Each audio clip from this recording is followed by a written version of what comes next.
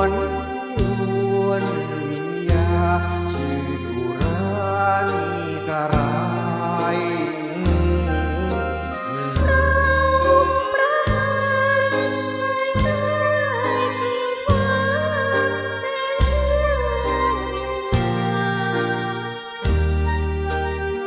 ชื่นหัวใจ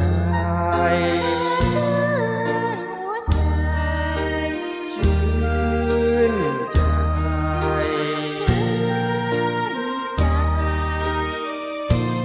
ดวงใจทั้งดวงให้สวงของพี่นี้ยินดี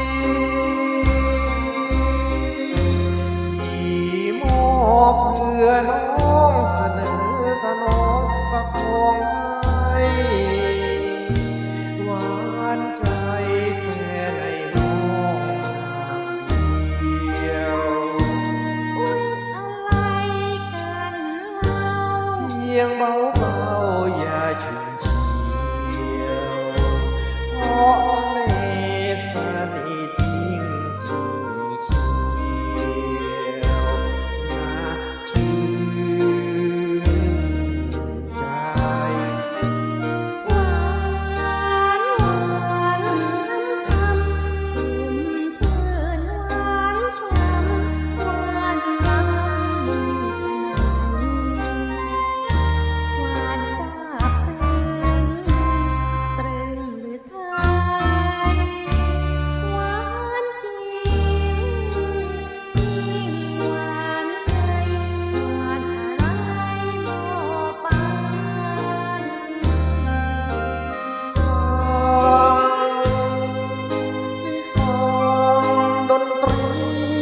บรรเลงฟังเสียงวังเวงทายเพล